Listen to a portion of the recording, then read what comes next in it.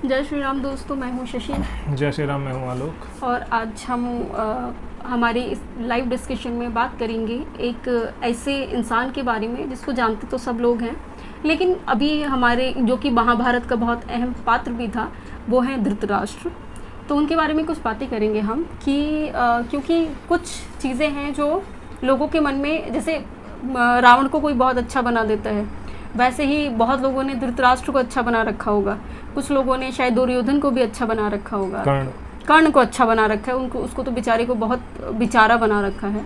तो ऐसे बहुत सारे हमारे पात्र हैं, हमारे जो पौराणिक कथाएं आती हैं उनमें बहुत सारे ऐसे पात्र हैं जिसको लोग बहुत बेचारा या फिर ये सोचते हैं कि इनके साथ बहुत बुरा हुआ और उसकी वजह से वो अगर गलत कर रहे हैं तो दैट इज़ ओके, कोई प्रॉब्लम नहीं है, क्योंकि उनके साथ गलत हुआ तो इसीलिए इतना तो बनता है ऐसा। तो जो अगर आप भगवत गीता पढ़ेंगे तो भगवत गीता में जो पहला श्लोक है वो कुछ इस तरह से है, धर्म क्षेत्रे कुरुक्षेत्रे संविता युयुत्सवः माम काह पांडवाश्चैव किम कुर्वत संजया। यहाँ पर धृतराष्ट्र संजय से पूछते हैं कि जो धर्म क्षेत्र है वो कौन सा है? कुरुक्षेत्र, जहाँ पर वो महाभारत का जो युद्ध है वो स्टार्ट होने वाला था, उसमें मेरे और पांडु के जो बच्चे हैं उन्होंने क्या किया। तो मेन बात यह है कि अगर वो कुरुक्षेत्र को धर्म क्षेत्र बोल रहे हैं तो इससे तो ये पता चलता है कि उनको ज्ञान था पूरा। तो और सिर्फ इतना ही नहीं, इससे पहले थोड़ा सा बैक में जाते हैं तो ये हो गए धृतराष्ट्र हो गए, पांडु हो गए, विदुर हो गए, इन तीनों ने भी एक ही जगह से शिक्षा ग्रहण की थी। तो ये सारे इंटेलिजेंट थे, मतलब जहाँ से भी, अगर पांडु इंटेलिजेंट थे, उनको धर्म का ज्ञान था, विदुर को था, तो क्या धृतराष्ट्र को ज्ञान नहीं होगा? आई गेस कि उनको भी पूरा ज्ञान होगा। तो फिर उन्होंने अधर्म का साथ क्यों दिया?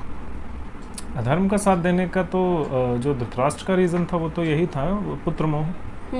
इस वजह से उन्होंने धर्म का साथ दिया, क्योंकि उनका धर्म तो ढक गया था और उनको पूरा धर्म का ज्ञान भी नहीं था, क्योंकि वो भी पढ़े लिखे थे, उनको बताया गया था कि ये धर्म होता है। तो वो बस वो जैसे आज के टाइम में भी बोलते हैं ना कि धर्म को रिलीजन को धर्म बोल के बताया जाता है कि ये नियम है, इनका पालन करने से धर्म होता है। तो वैसे ही उनको भी कुछ नियम ही बताए गए थे कि क्या धर्म होता है और क्या अधर्म होता है, या उनको बताने वाले ने सही बताया, उन्होंने समझा गलत, उन्होंने कुछ नियमों को ही धर्म मान लिया। इस वजह से उन्होंने कौरवों का साथ दिया। एक तो पुत्र मोह, वो जिसके बारे में अर्जुन से भी भगवान कृष्ण ने बोला था भगवत गीता में ही कि तुम हृदय दुर्बलता का शिकार क्यों हो रहे हो, ये सब अधर्मी है। वो भी तो यही सोच रहे थे, अर्जुन भी, कि ये हमारे परिवार के सदस्य हैं, इसलिए वो युद्ध करने से मना कर रहे थे। और वही चीज़ आई थिंक धृतराष्ट्र को भी उस रास्ते पर ले गई थी जहाँ पर वो कौरवों का साथ दे रहे थे जो कि अधर्म कर रहे थे। तो भगवत गीता में तो फिर एक जगह ये भी बोला गया है कि जिसका जो ज्ञान है वो ढक चुका है, वो तो अज्ञानी है, फिर वो ज्ञानी कैसे हो सकता है? तो बिल्कुल अज्ञानी है। और धृतराष्ट्र को धर्म का ज्ञान था, ये कहना ही गलत है, ऐसा तो नहीं है। उसको बेसिकली हम कह सकते हैं कि धृतराष्ट्र को धर्म की जानकारी थी लेकिन ज्ञान नहीं था। उन्होंने जितना उनको बुकिश लाइफ में सिखा दिया गया उतना पता था, लेकिन पुत्र मोह में पढ़कर वो, क्योंकि आपने कोई चीज़ जैसे पढ़ी, हम हर बार अपने भगवत गीता में एक बात करते हैं कि चीज़ों को सुनना और समझना इम्पॉर्टेंट नहीं है, उनको अपनी लाइफ में उतारना, अपने आचरण में उतारना भी उतना ही इम्पॉर्टेंट है। वरना वो जो इन्फॉर्मेशन आपको मिली है वो कहीं ना कहीं धुंधली पड़ जाएगी और आप उस चीज़ को भूल जाओगे, क्योंकि वो ज्ञान फिर आपका सिर्फ दूसरों के लिए बचेगा, ना कि खुद के लिए बचेगा। तो मेरे हिसाब से शायद धृतराष्ट्र के साथ भी यही केस हुआ था, क्योंकि ज्ञान तो तीनों को बराबर मिला था, विदुर को भी वही ज्ञान मिला था, पांडु को भी वही ज्ञान मिला था और धृतराष्ट्र को भी वही ज्ञान मिला था। लेकिन कहीं ना कहीं उनके मन में ये चीज़ थी कि शायद मेरे साथ गलत हुआ, क्योंकि मैं अंधा था, सिर्फ इस वजह से मुझे राजपाट नहीं मिला। हाँ, वो चीज़ थी। और कौन था? पांडु और विदुर,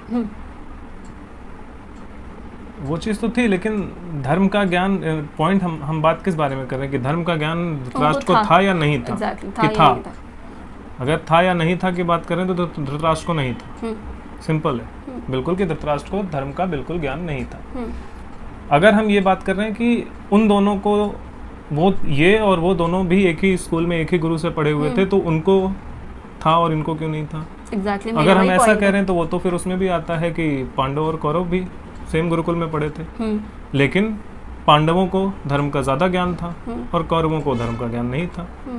लेकिन ऐसा नहीं कि पांडवों को पूरा ज्ञान था और कौरवों को बिल्कुल नहीं था। कौरवों को बिल्कुल नहीं था, पांडवों को थोड़ा धर्म का उनसे ज़्यादा ज्ञान था। तो एक ही टीचर से पढ़ा हुआ स्टूडेंट वो धर्म को कितना जान सकता है, ये उसके ऊपर भी डिपेंड करता है कि वो किस तरह से सुन रहा है अपने गुरु की बात को। अगर जैसे कृष्ण भगवान ने भगवत गीता अर्जुन को सुनाई तो अर्जुन को वो बात समझ आ गई। हम भी तो वही भगवत गीता पढ़ते हैं, हमारे लोगों को क्यों नहीं समझ आती वो बात? क्योंकि उसका माइंडसेट ही गलत है। उसके दिमाग में पहले से ही गंदगी भरी हुई है। तो जिसके दिमाग में पहले से गंदगी भरी हुई, वो सुनना ही समझना ही नहीं चाह रहा, वो अपना पूर्वाग्रह लेकर बैठा हुआ है कि मेरे हिसाब से ये कॉन्सेप्ट है। अच्छा, तो ऐसा कुछ हो सकता है उनके केस में भी, धृतराष्ट्र के केस में भी ऐसा ही कुछ हुआ होगा कि भाई पढ़ाया तो सेम चीज जा रही है लेकिन इन्होंने समझा कुछ और। जैसे वही बात ले लेते कि थे तो बड़े, सबसे बड़े बेटे थे तो कायदे से मिलना तो इनको चाहिए था राजपाट, बट क्योंकि इनके अंदर एक डिसेबिलिटी थी कि ये देख नहीं सकते थे, तो जो अंधा है अगर वो देख ही नहीं सकता है तो वो राज्य कैसे चला पाएगा? अब यहाँ पर अगर ये बात गुरु ने इनको नहीं समझाई है, ये ज्ञान गुरु ने नहीं दिया है कि जो राजा है उसका सक्षम होना आवश्यक है, तो फिर तो गुरु ने गलत, जो इनका गुरु था वो इनकॉम्पिटेंट था, उसने सही ज्ञान नहीं दिया। क्योंकि जो गुरु है उसको ये अपने शिष्य को ये बात बतानी चाहिए ना कि कौन कौन सी चीजें होती, क्या होता है, कम से कम ये तो बेसिक्स हैं। जब आप राजा के बेटे को पढ़ा रहे हो तो उसको ये तो आप बताओगे ना कि राजा का बेटा डिसेबल नहीं हो सकता। अगर वो पूरी तरह से सक्षम है तो ही वो राज कर सकता है, अदरवाइज वो नहीं कर सकता। तो ये चीज़ अगर उन्होंने नहीं बताई तो वो गलत है, और अगर उन्होंने बताई इनको समझ नहीं आया तो मतलब इनके दिमाग में पहले से ही ये क्या था, वो जो वो अपने आप को बेचारा समझने की जो प्रवृत्ति होती है कि अरे मेरे में ये कमी है तो मुझे ज्यादा बेनिफिट मिलने चाहिए, मेरे को ज्यादा बेनिफिट मिलने चाहिए। जैसे हमारे भारतवर्ष में बहुत होता है, हमें इस चीज़ का आरक्षण मिलना चाहिए, उस चीज़ का आरक्षण मिलना चाहिए, इस तरह की चीज़ें होती हैं। तो उनके दिमाग में भी ये चीज़ रही होगी, तो इसलिए उनको सामने वाले की बात ही नहीं समझ आई, ये भी हो सकता है। और वहीं जब उनको राज्यपाठ मिल गया तो उसके बाद भी तो उन्होंने उसको ठीक से चलाया नहीं। चलाए कैसे कि अब उसके बाद क्योंकि जब एक बार आप उस नाले में उतर गए गंदगी में, जहाँ पर आपको मोह माया के अलावा और कुछ नहीं सूझता है, तो फिर आप उसमें ही डूबते जाओगे। आपको एक दलदल है, माया के दलदल में आप एक बार घुसे तो आप डूबते ही जाओगे, आप उससे कभी बाहर नहीं निकल पाओगे। तो उनके साथ वही हुआ, एक बार वो उसमें घुसे तो घुसे, अब नहीं बाहर आ सकते। अब उनके बच्चे, उनके पोते, सबके लिए वो दलदल, सबको वो दलदल में लेके जाएंगे, उसका कोई इलाज नहीं है।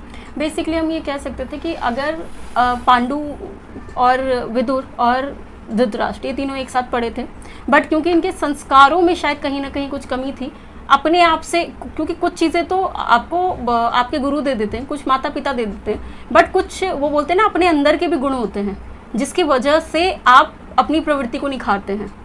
तो इस हिसाब से देखा जाए तो शायद इनके अंदर वो उतने अच्छे वाले जो गुण थे वो नहीं थे। क्यों? क्योंकि पहली बार भले ही इनसे राजपाट छीन लिया गया हो, मना कर दिया गया हो कि आप डिसेबल हो, आपको नहीं मिलेगा, आप अंधे हो, लेकिन जब सेकंड टाइम इनके पास आया वही राजपाट, तो उस टाइम में तो ये सही तरीके से उसको चला सकते थे ना, बट उस टाइम भी इन्होंने उसको सही तरीके से ना चलाकर अपने बच्चे के मुँह में पड़कर गलत डिसीजंस लिए। नहीं, एक चीज़ पहले कि गुण किसी में अच्छे गुण नहीं थे, खराब गुण नहीं थे, ये तो हम कह ही नहीं सकते, क्योंकि गुण सब में अच्छे ही होते हैं। आप उसको खराब करते हो, यहाँ पर आकर आप जिस चीज़ में बहुत ज़्यादा लिप्त हो जाते हो, वही चीज़ आपके डिसीजंस को क्या है वो ड्राइव करती है। तो ये तो बात आएगी ही नहीं कि किसी के अंदर गुण अच्छे नहीं थे, उनके अंदर अच्छे गुण नहीं थे, इस वजह से उन्होंने ऐसा किया। गुण तो सबको एक जैसे ही मिलते हैं, बस आपका फोकस किस पे ज़्यादा है। तो इनका फोकस भाई अपनी उस पर ज़्यादा था कि मेरे को ज़्यादा बेनिफिट्स मिलने चाहिए, इसलिए वो उसमें माया में घुसे, और माया में घुसे तो उनके बच्चे भी माया में घुसे, क्योंकि टीचर तो कुछ पढ़ा रहा है लेकिन माता पिता तो यहाँ पे माया ही बच्चों को दे के भेज रहे हैं। तो बच्चा जब गुरुकुल गया उससे पहले यहीं पर उसके माता पिता ने उसको एक पूर्वाग्रह दे दिया कि तुम्हारा बाप जो है वो अंधा है और इसके साथ अत्याचार हुआ है और इसकी वजह से तुम्हारे साथ भी अत्याचार हो सकता है। तो उसको हर जगह अपने पर अत्याचार हुआ ही दिख रहा होगा दुर्योधन को, और इसीलिए वो शुरुआत से लेके अंत तक वैसा ही बना, क्योंकि उसने उस चीज़ को अडॉप्ट किया। और उसके बाद जब वो वयस्क हुआ, बड़ा हुआ, जब उसकी अपने बुद्धि लगाकर वो कुछ सोच सकता था, समझ सकता था, तब भी उस पूर्वाग्रह से वो बाहर ही नहीं निकला। उसने कोई एफर्ट्स ही नहीं लगाए, अपने वो बुराई में ही उसको मजा आता रहा, और इस वजह से उसने गलत काम करने शुरू कर दिए। वैसे ही फिर वो अधर्मी बन गए। एग्जैक्टली। भले आपके पास, हम कह सकते हैं कि भले आपके पास कितनी भी धर्म की नॉलेज हो, लेकिन वो नॉलेज किसी काम की नहीं है तब तक जब तक कि आपने अपने आचरण में उसको उतारा नहीं है, जब तक आपने उसको डायरेक्ट फॉलो नहीं किया है। अगर आप फॉलो नहीं करते तो वो सिर्फ एक इन्फॉर्मेशन है जो कि आज है कल ख़त्म हो जाएगी। या है भी तो वो शायद आप दूसरों को देना पसंद करोगे, ना कि खुद के अपने ऊपर यूज़ करना पसंद करोगे। बिल्कुल।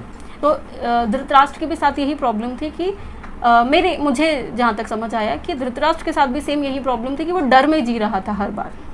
पहले तो राजपाट छीन गया, वो तो समझ आ गया कि ठीक है, डिसेबिलिटी तो थी, उस चीज़ का डर कि मैं डिसेबल हूँ तो मुझे कुछ मिलेगा या नहीं मिलेगा। बट उसके बाद भी जब उसको राजपाट मिल गया, उसके बाद भी इस चीज़ का डर कि ये छिन जाएगा मुझसे, इसीलिए उसने अपने बेटे को ट्रेंड किया कि अब इसको छीनने नहीं देना है, अब हम जम के बैठ गए तो अब मैं और उसके बाद तुम आओगे, इसके हम ये अपने हाथों से जाने नहीं देंगे। और यहीं पर उसकी जो नेगेटिव मानसिकता है वो उभर कर आने लगी, क्योंकि उसके बाद जब द्रौपदी के साथ जो भी चीज़ें हुई उसमें भी उन्होंने ना नहीं बोला। बट बीइंग अ राजा आपको गलत चीज़ें अगर आप, क्योंकि द्रौपदी तो थी तो प्रजा का ही हिस्सा ना, अगर आप वहाँ पर देखो, आपने मान लिया कि ठीक है वो उस टाइम सब राजपाट हार गए थे, तभी था तो वो प्रजा ही ना, इस हिसाब से तो प्रजा के साथ कुछ गलत हो रहा है तो भी वो गलत है, राजा को रोकना चाहिए। हाँ, वो नहीं होने दे सकते राजा। बट वहाँ पर भी उन्होंने अधर्म का ही साथ दिया, वहाँ पर भी उनके दिमाग में पट्टी आंखों पे बंधी थी, लेकिन मेरे हिसाब से दिमाग उनका वो हो रखा था, मोह की पट्टी उसके दिमाग में बंधी हुई थी, इस वजह से वो गड़बड़ कर रहा था। और तो और मैंने पढ़ा है कि कई बार विदुर ने उनको समझाया, कई बार श्री कृष्ण ने तक उनको समझाया, और उनको क्या, दुर्योधन को तो डायरेक्ट आके समझाया था, उन्होंने तो अपना विराट रूप भी दिखाया था, लेकिन तब भी वो माना नहीं, ना दुर्योधन समझे और ना ही धृतराष्ट्र समझे। हाँ, क्योंकि वो पूर्वाग्रह से ग्रसित थे, वो अपनी चीज़ को नहीं, जब एक बंदा बुराई में घुस जाता है तो बुराई से बाहर निकलने को राजी नहीं होता। जब तक वो खुद उससे निकलना नहीं चाहेगा वो नहीं निकल सकता। बाहर से दूसरा आकर कितना भी उसको सिखाने की कोशिश करे, नहीं निकल सकता वो, क्योंकि उसको वो अच्छा लग रहा है और उसको ऐसा लग रहा है कि मैं सही हूँ, और वो ऐसा इसलिए उसको लग रहा है कि मैं सही हूँ क्योंकि वो पूर्वाग्रह से ग्रसित है, वो पक्षपात कर रहा है, वो ये सोचता नहीं कि मैं निष्पक्ष होकर कोई डिसीजन लूँ, वो एक पक्ष लेकर डिसीजन ले रहा है, वो अपने बारे में सोचकर डिसीजन ले रहा है, वो निष्पक्ष होकर डिसीजन नहीं ले रहा। जैसे ही वो निष्पक्ष हो जाएगा उसको क्लैरिटी अपने आप आ जाएगी, लेकिन वो निष्पक्ष हो नहीं पाता क्योंकि वो अपने भोग के लिए हर चीज कर रहा होता है। दुर्योधन हो या धृतराष्ट्र हो, सब अपने भोग विलास के लिए ही राज्य चाह रहे थे, कोई प्रजा की सेवा करने के लिए तो चाह नहीं रहे थे, क्योंकि वो अपनी भोग विलास के लिए ये सब कुछ चाह रहे थे, इसलिए उनका फोकस सिर्फ अपने ऊपर था, और क्योंकि फोकस अपने ऊपर था इसलिए वो निष्पक्ष होकर कोई बात सोच ही नहीं पा रहे थे। और जब आप निष्पक्ष नहीं हो, पक्षपात में हो, तो ऑब्वियसली आपको सही बात कभी समझ नहीं आएगी, आप हमेशा गलत ही डिसीजन लोगे, गलत काम ही करोगे, और इसीलिए वो दोनों अधर्मी बने, और इसीलिए शायद महाभारत का युद्ध हुआ भी। एग्जैक्टली क्योंकि सिर्फ एक किसी स्त्री के चक्कर में महाभारत का, जैसे लोग बोलते हैं कि सिर्फ द्रौपदी के चक्कर में महाभारत का युद्ध हुआ, ऐसा नहीं था। अगर कोई भी युद्ध स्त्री के लिए नहीं हुआ, वो युद्ध जो हुआ अधर्म की वजह से। तो स्त्री हो या पुरुष हो, अगर कहीं भी अधर्म होगा तो युद्ध तो होगा ही होगा। और हम ये भी बोल सकते हैं कि वहाँ जो अधर्म था उस टाइम तो था, बट उसकी जो सीमा थी वो बढ़ती ही जा रही थी, और फ्यूचर के लिए वो बहुत ज्यादा हानिकारक हो सकता था। इसीलिए भगवान ने वहाँ पर ये महाभारत जो है उसको होने दिया। हाँ, वो चाहते थे। हाँ, ऑब्वियसली वो तो भविष्य के लिए था, लेकिन इसमें एक सबसे इम्पोर्टेंट चीज ये है कि जब धृतराष्ट्र अधर्मी था, उसको धर्म का ज्ञान, अधर्मी ना कहें तो भी अगर ये कहें कि उसको धर्म का ज्ञान नहीं था, तो फिर उसने क्यों कहा कि कुरुक्षेत्र धर्म क्षेत्र है?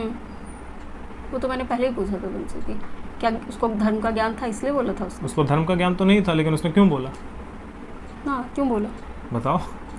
इसलिए क्योंकि उसको पता है कि जहाँ पर आप लड़ रहे हो, जो जगह, जो रण क्षेत्र है, वहाँ पर एक साइड सही और एक साइड तो गलत ही होगी। तो उसको गुरुकुल में ये तो पढ़ाया गया होगा ना कि कुरुक्षेत्र में जब भी कोई राजा जाता है वो धर्म युद्ध के लिए जाता है। हाँ, एग्जैक्टली, एक साइड गलत एक साइड सही।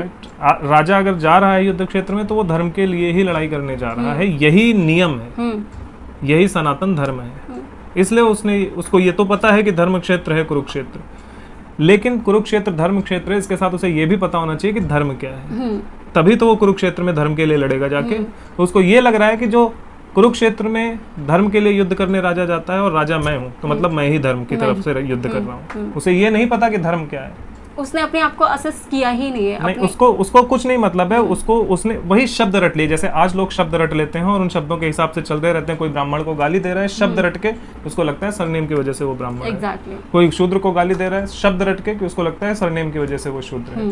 उसी तरह से रिलीजन को धर्म लोग मान लेते हैं और एक दूसरे को गाली, रिलीजन को धर्म बोल बोल के धर्म को गाली देते रहते हैं, जबकि रिलीजन अलग है और धर्म अलग है। तो सेम कॉन्सेप्ट धृतराष्ट्र के साथ भी हुआ कि उसको ये तो पता था कि जो युद्ध क्षेत्र है वो धर्म क्षेत्र है। वो धर्म क्षेत्र इसलिए क्योंकि जो राजा है युद्ध क्षेत्र में इसीलिए जाता है धर्म के लिए युद्ध करने। उसके बाद उसने लॉजिक ये लगाया कि मैं राजा हूँ तो मतलब मैं ही धर्म हूँ, तो मैं वहां युद्ध करने गया हूँ तो मैं धर्म की तरफ हूँ, बाकी सब अधर्मी है। पर उसको ये नहीं पता था कि राजा जब वहां युद्ध क्षेत्र में जाएगा तो उसकी रिस्पॉन्सिबिलिटी है कि वो धर्म के लिए युद्ध करे, लेकिन वो उस रिस्पॉन्सिबिलिटी को फुलफिल कैसे करेगा? उसको पता तो होना चाहिए धर्म क्या है। उसको पता ही नहीं था कि धर्म क्या है। उसको ऐसा लगता था कि सिर्फ मेरे बीवी बच्चे इनको सुख देना ही धर्म है, लेकिन एक राजा का धर्म बीवी बच्चों को सुख देना नहीं होता। एक राजा का धर्म पूरे समाज के लिए होता है। अगर ऐसा नहीं होता तो भगवान राम ने माता सीता को क्यों छोड़ दिया था?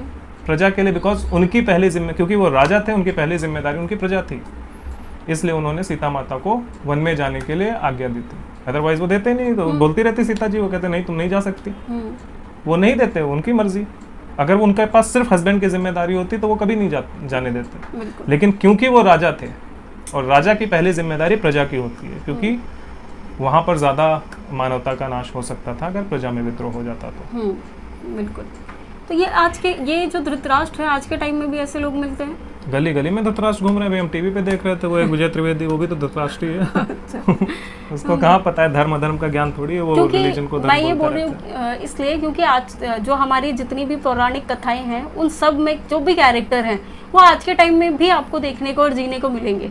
वो इंसान खुद भी जीता है और खुद भी देखता है। ये कथाएं वगैरह सुनाई ही और बताई ही इसलिए जाती हैं कि आप उससे अपने आप को आइडेंटिफाई करो कि कहीं आप तो नहीं हो वैसे, कहीं आप तो आंख होते हुए भी आंखों पे गांधारी की तरह पट्टी बांध के तो नहीं बैठे हो, और गलत होते हुए भी आपको सब नॉर्मल तो नहीं नजर आ रहा है। हाँ, लेकिन मनुष्य, वही दुर्योधन वाली कहानी है कि आज के जमाने में मनुष्य निष्पक्ष नहीं हुआ है, इसलिए वो ये बोलता है कि दुर्योधन के साथ गलत हुआ था, इसलिए वो बोलता है कि धृतराष्ट्र के साथ गलत हुआ था। वो उस कहानी से वही शिक्षा ले रहा है जो वो लोग कर रहे थे। उस कहानी से जो सही शिक्षा लेनी थी वो नहीं ले रहा है। वो कहता है धृतराष्ट्र के साथ तो गलत हुआ था, बेचारा अंधा था तो उसको राज दे देते।